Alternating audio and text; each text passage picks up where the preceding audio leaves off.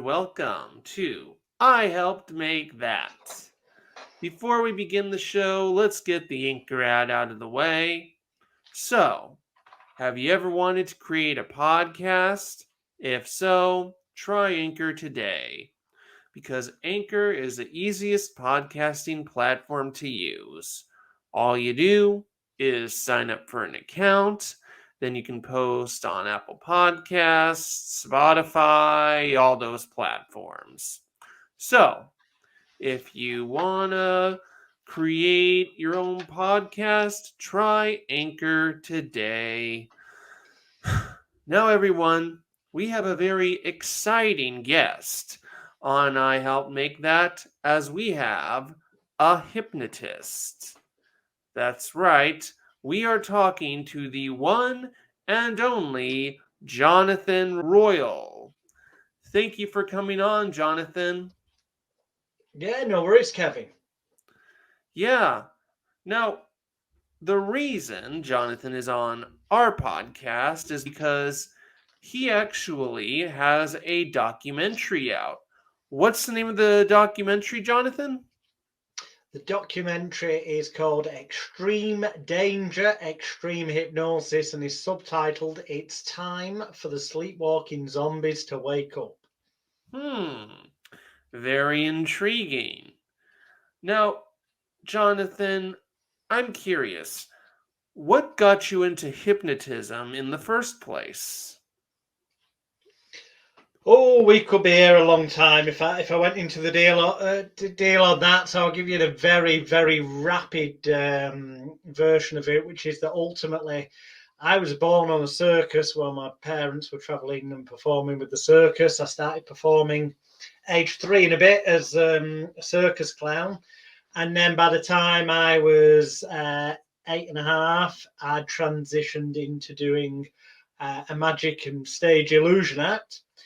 By the time I was 12, 13, I'd started doing psychic style, mind reading, mentalism, think Uri Geller, Darren Brown, Max Maving, mind readers type entertainment.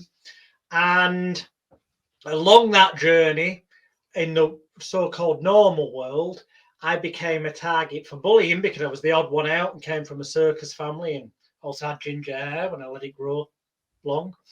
And that led to constant bullying, both physically and verbally and psychologically, through the schooling system and whatnot, which put me on a quest to find ways of dealing with the psychological torment. And that quest led me, I did find the solutions in the end, but along the path led to me at the age of 14, back in 1989, becoming the youngest ever certified, licensed, insured clinical hypnotherapy graduate of the Association of Professional Hypnotherapists and Psychotherapists here in England. And whilst it also gave me the answers to my own issues, I also found it incredibly rewarding, both financially, I must admit, in the earlier days, that was the main motive. But then as I was helping people and charging them for it, I also realized actually the more rewarding part wasn't actually the money. It was the fact that people who previously had habits, addictions, fears, phobias, suffered from panic attacks, anxiety, depression, a whole host of other things, would come and see me, and after 1, 2, sometimes it took 3 sessions, but never, very rarely in all the years I've been doing this have I ever seen anyone more than 3 sessions, that they would have massive changes in their life. And that's what really got me into it all. But then I began to observe that there was a lot more to it than just, hypnotizing people on stage to make them do silly things or helping them in therapy to change their life. That actually the underlying techniques can be used and indeed are used by certain people, such as governments and political and religious organizations and other high ranking officials and bodies, to manipulate and control people with negative or nefarious intent for their own gain, but not in the interest of the mass populace. So, what made you come to that realization?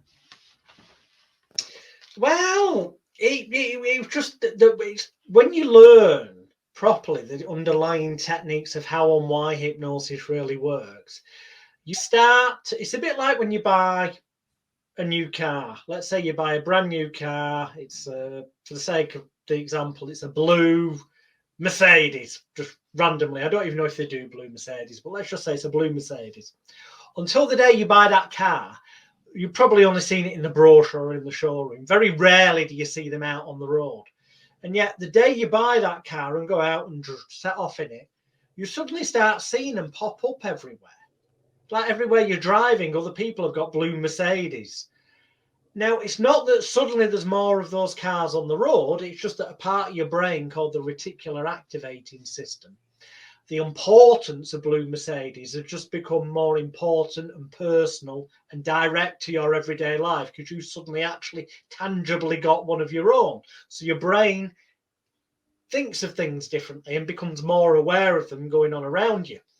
Well, so it is when you learn the techniques of hypnotherapy and stage hypnosis, that if you choose to be aware of it, because these signposts start coming out of you, but most hypnotherapists either ignore them or they get conditioned against going down the rabbit hole further by the people who teach them, who either blatantly lie to them and tell them that you cannot use these techniques to make people say or do things that would contradict their morals or their values or are against their will, or the person who taught them honestly believes that to be the case because they were indoctrinated into that belief system by the person who taught them.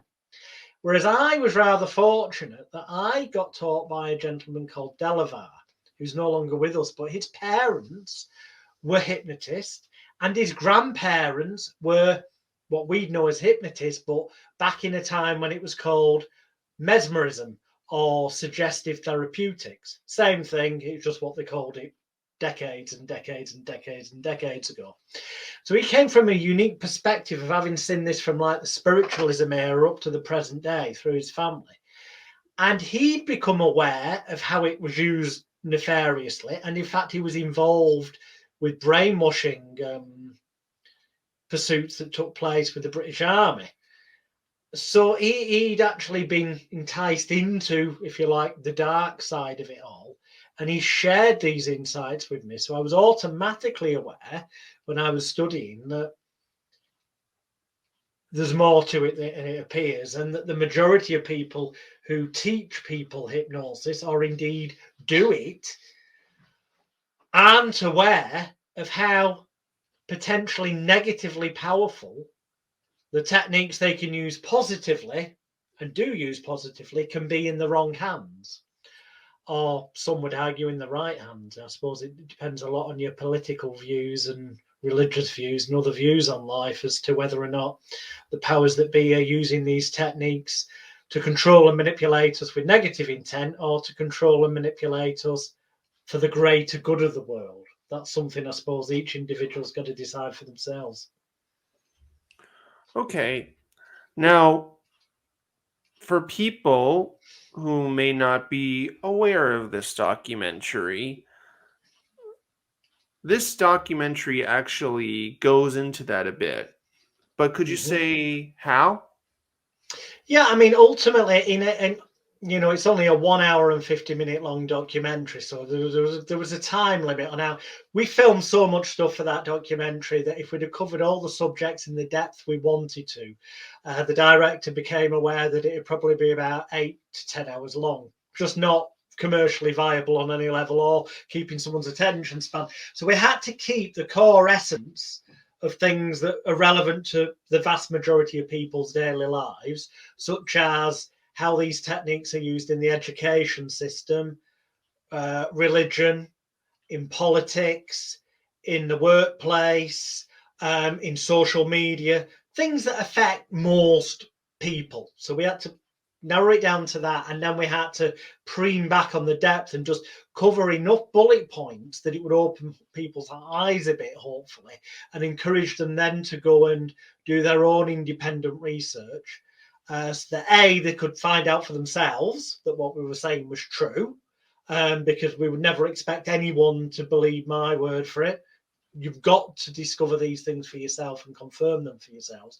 But also along the way, then you'll get more layers of depth on them, because this interlinks on so many levels of life that it is a rabbit hole that when you start going down it, you go, oh, bloody hell.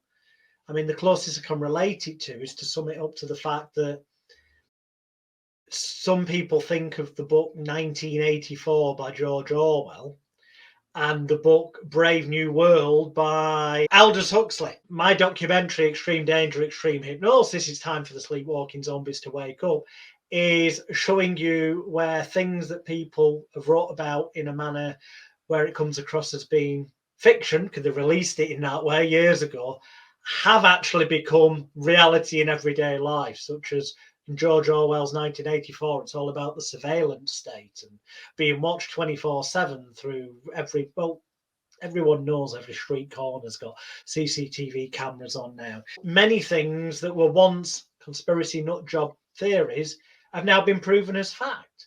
And I'm not going on about extremist views, because there is batshit crazy stuff out there as well. I'm on about stuff that is undeniable fact and it's dead easy for you to research. It's just that most people don't take the time to do it. It puts people in this frozen state of confusion, disorientation, fear, where they look to authority figures to tell them what to do in the world, how to act, and they uncritically obey it. Well, you'll never be free if you live your life like that. That's why the subtitle is, it's time for the sleepwalking zombies to wake up. That's why, hopefully, the more people can see something like Extreme Danger, Extreme Hypnosis, which they can, free of charge. You used to have to pay for it, but it's free now. You can just go on YouTube to my Celebrity Hypnotist YouTube channel, click on playlist, and there's a folder called Extreme Danger, Extreme Hypnosis, where the documentary is and a mini web series that expands on different subjects in it in more depth. Look at that. It's free. Then independently research for yourself the validity of what we start to introduce to you there. Come to your own conclusions, and when you do, and I predict you will, in the vast majority, if not all of the cases, realize, oh shit, yeah, it is on those government websites. Oh, yikes, this is happening. It does look like where we're heading.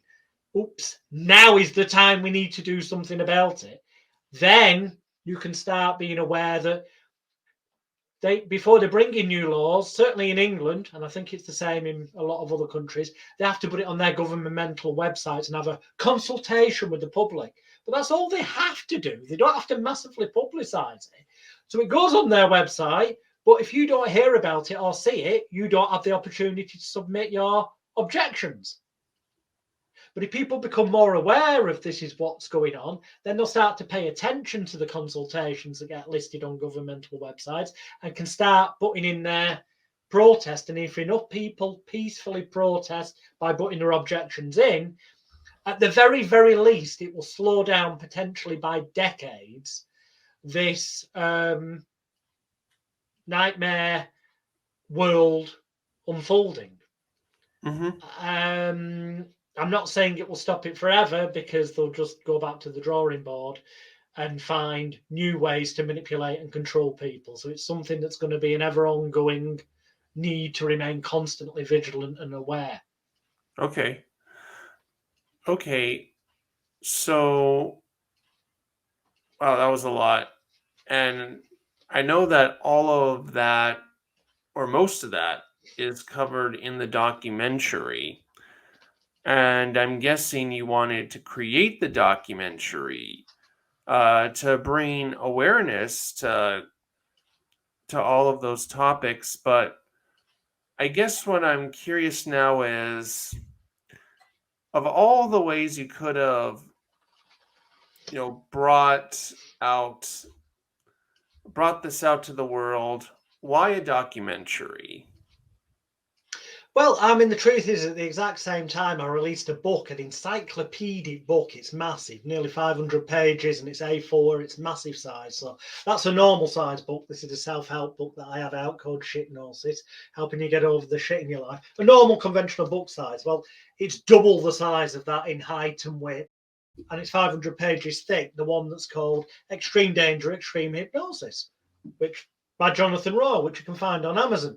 That was released at the same time as the documentary. And the reason for doing both is some people are more attracted to reading books than watching documentaries, quite simply.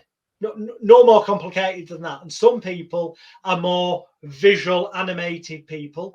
So with the director, we spoke about it. I said I was going to do a book after the documentary. He said, no, get it ready, release it at the same time. It will appeal to different people. Now, don't get me wrong, there's some people see the documentary and then go, wow, I want to expand on what's in there and learn more, who then go and buy the book, because obviously it expands on the subjects. And some people do it the other way. They get the book and then want to see it come to life on the big screen. But the majority go one route or the other. And to me, that's fine. I don't care whether they go and get the book or they go and watch the web series or the full documentary online for free. All I care about is that they actually do something where they allow themselves to entertain the idea that what they've been led to believe for years may not be the full picture, may not be the full story, and that hopefully then that will act as a trigger for them to become more aware, more eyes open, more rather than unquestionably accepting the word of an authority figure, go, well, they might be telling me the truth, or they might think they're telling me the truth because they've been conditioned by another authority figure above them. So how's about I do a bit of simple research and look at a few different sources and see what other people have to say. And it's one of the easiest things to do these days, thanks to the World Wide Web. Well, we still don't necessarily use Google, use one of the newer search things. Until recently, I would have said DuckDuckGo, I think was a good one, but I think they've just been bought out recently by a company that may not be as freedom fighting as was once thought. Not so sure about that. But, use a couple of different search engines because they are biased to whatever the people who warn them want you to see or not see. So use a couple of different, and you end up then seeing different narratives.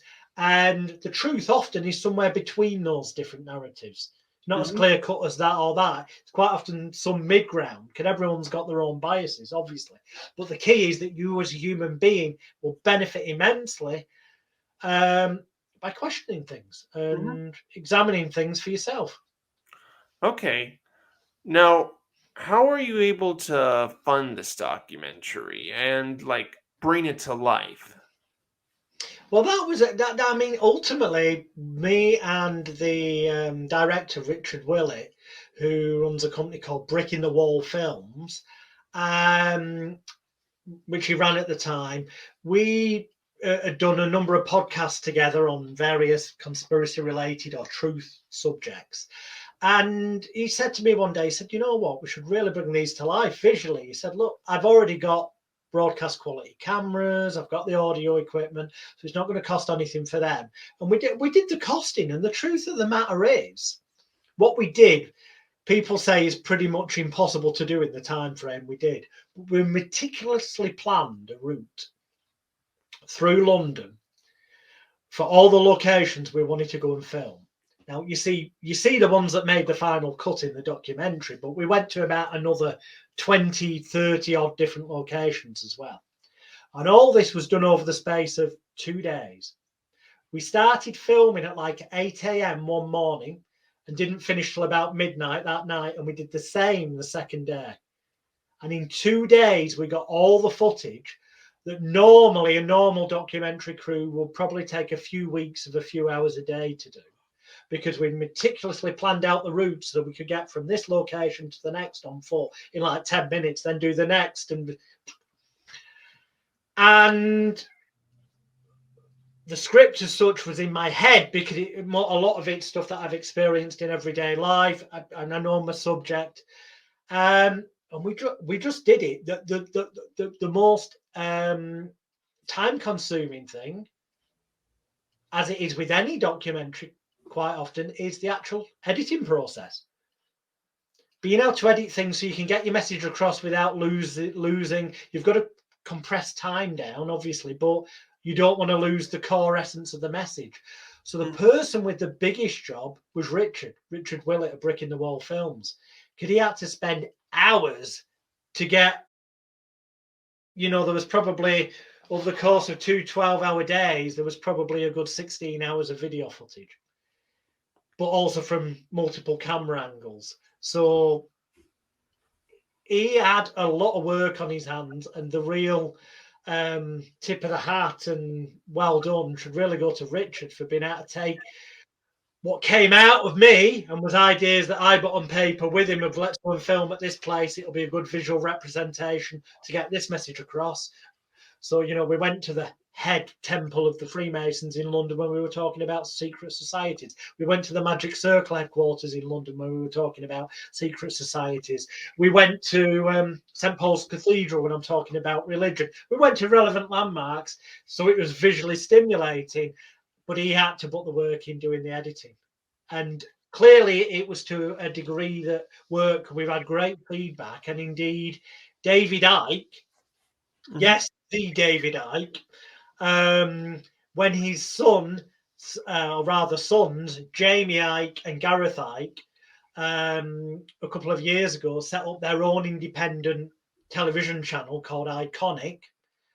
One of the first documentaries they secured for their online platform for their viewers and members to be able to watch, and it's still on there on the Iconic platform, was my Danger Extreme Hypnosis documentary. And since then, Richard Willett, the director of that documentary, because they were so impressed with his work that he put into my documentary, he's now working full time with David Icke, Jamie Icke, and Gareth Icke at Iconic, and he's got his own weekly chat show called The Time Is Now, or Right Now, I forget off the top of my head, and he's doing amazing work on other documentaries to get the truth out there that are going out through the Iconic channel.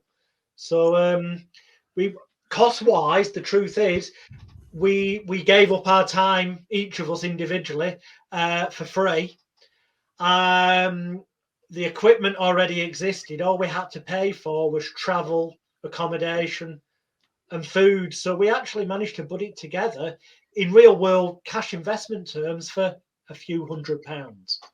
Now, if we'd have had to have paid for the editing, and we'd have had to have paid all the different cameramen and hire of equipment in and stuff, as you would do normally, in truth, it would have cost us 5 to 10 grand bare minimum doing it on the cheap.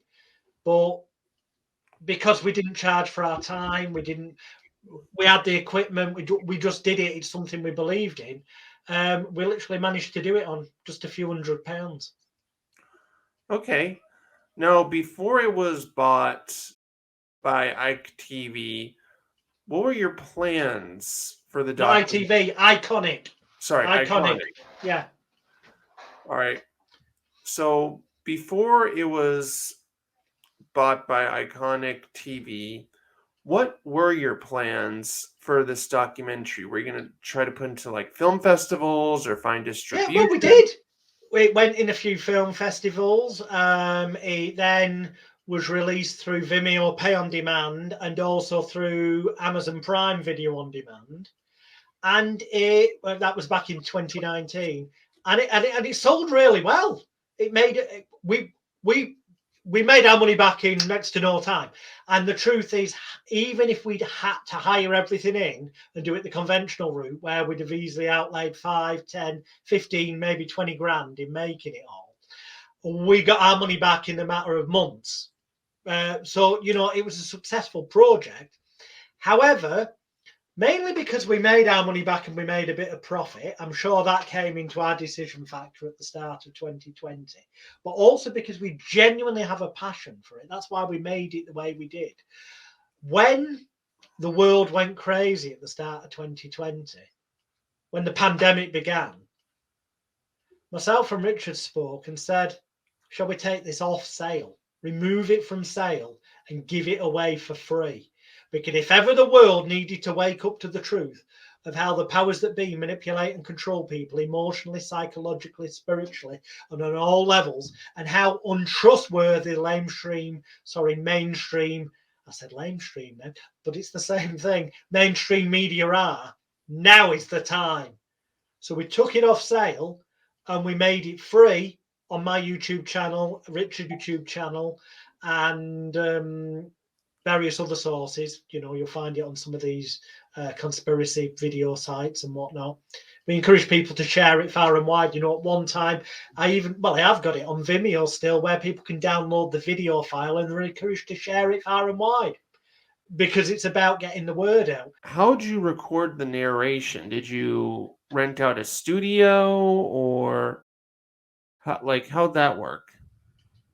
No, I mean the truth in terms of the narration. I mean, when you see me physically on camera, obviously it was just recorded there and then with radio mics and sound recording units and stuff. In terms of the stuff where there's visuals and I'm not on screen, and then there is narration over the top, which is what I'm guessing you're asking more about, then we were quite fortunate in so much as, and people can see a lot of the interviews that I did with Richard Willett as video vlogs or podcasts that were done before we ever made the documentary. They're also in that folder in that playlist called Extreme Danger Extreme Hypnosis on my Celebrity Hypnotist YouTube channel. And basically any of the narration that goes over the top of the visuals where I'm not on screen is taken from those podcast recordings that we'd done before the idea of making a documentary came to light. Because we'd already discussed all of the different subject matters in depth.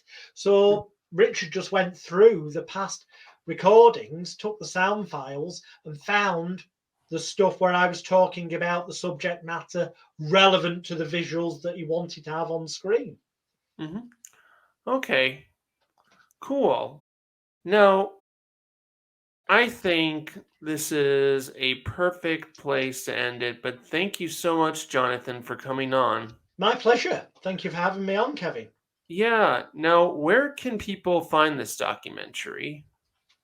Okay, quite clearly, all you do is you go on YouTube, I'll search for my Celebrity Hypnotist YouTube channel, or even easier, just tap in youtube.com/Celebrity Hypnotist. It'll take you straight there.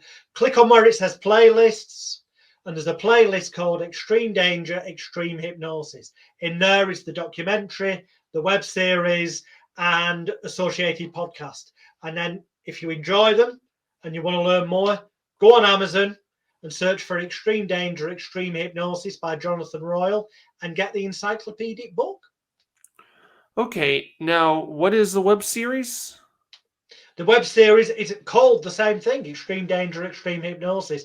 It's just that each episode has so it'd be like episode 1 is Extreme Danger Extreme Hypnosis Education Exposed. Episode 2 is Extreme Danger Extreme Hypnosis Politics Exposed. Episode 3, off the top of my head, Religion Exposed.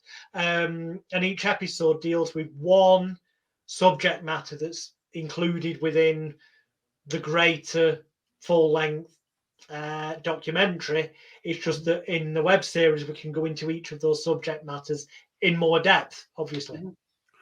All right, great. Now, besides the documentary, do you have anything else to plug? Yeah, one thing, and it goes back to the positive uses, this, rather than negative uses of hypnosis, the positive uses. It's my new self-help book called Shitnosis, helping you get over the shit in your life and get your shit together.